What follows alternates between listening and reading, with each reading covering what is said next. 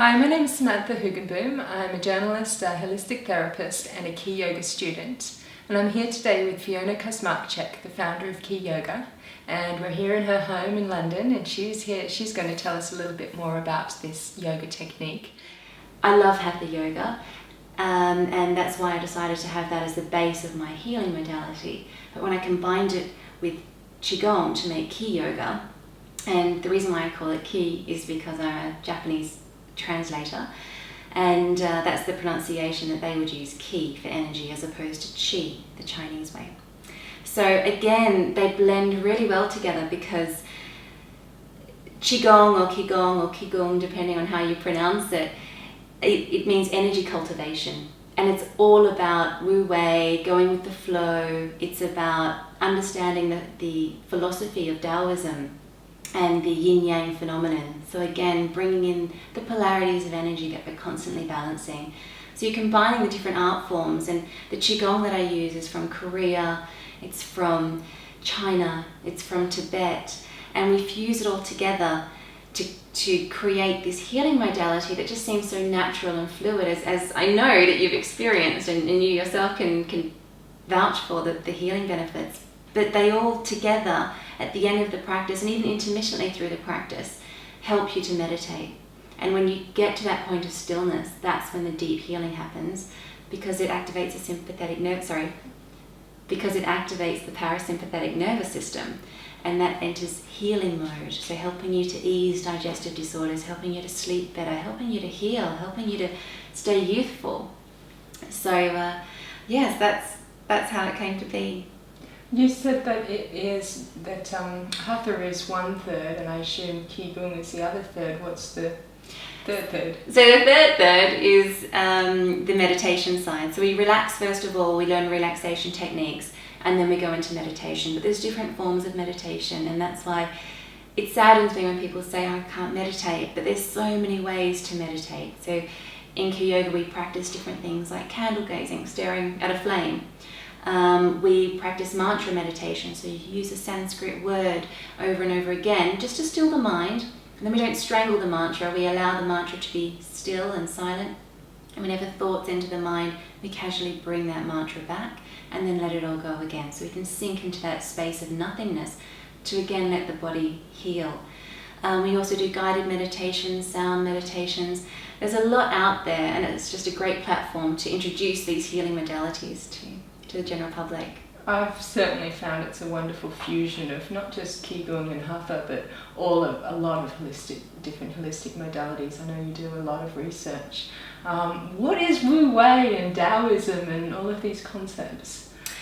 Wu Wei is the art of going with the flow, which if you think of the Yin Yang symbol and you've got that wave in the middle, like we often have it vertical, but it's actually horizontal. So it symbolizes the wave and going with the flow of life. And when we're looking more at that Yin Yang symbol, which Wu Wei itself just means going with the flow of life, but it's part of the Yin Yang phenomenon. And you know that you've got the different colors. So in the black you've got the white circle, and in the white you've got the black circle, to say that we have just as much light as shadow, and we need both. And there's always aspects of both in whatever we do. So I really gel with that concept, and that's why I've embraced it in my QiYoga. And Daoism, is that the same? Or? Daoism is a life form. It's not classified as a religion. It's classified more as a code of behavior, like Buddhism, because there's no God.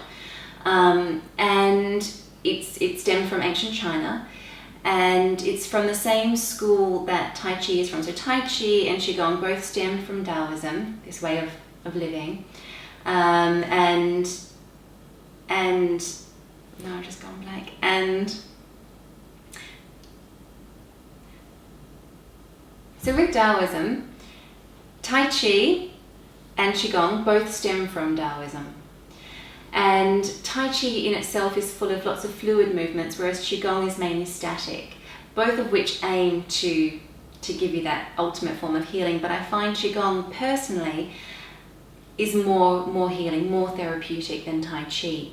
That's just been me for my journey, and a lot of the research I've shown says that when you do Qigong and they implement it in hospitals, there's a lot of research to back how healing Qigong can be.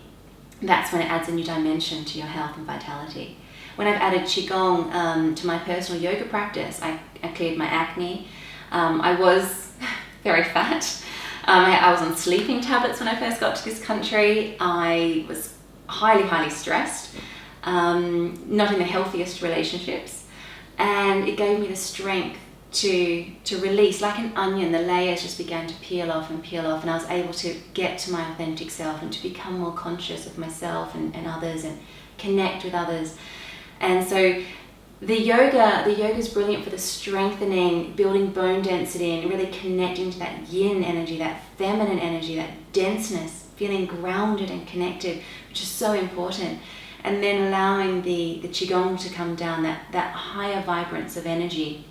It's short, sharp bursts of energy, but unless you've got the grounding in place, there's no point bringing that higher energy down, because your body can't deal with it. That's why you get dizzy or you feel sick when you're doing certain energy practices.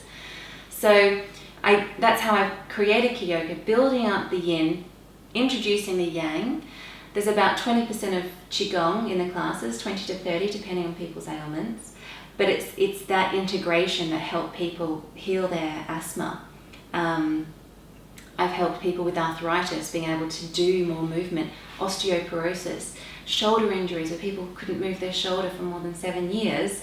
So it's just been a wonderful tool to facilitate others and empower others to regain their body and their health and vitality.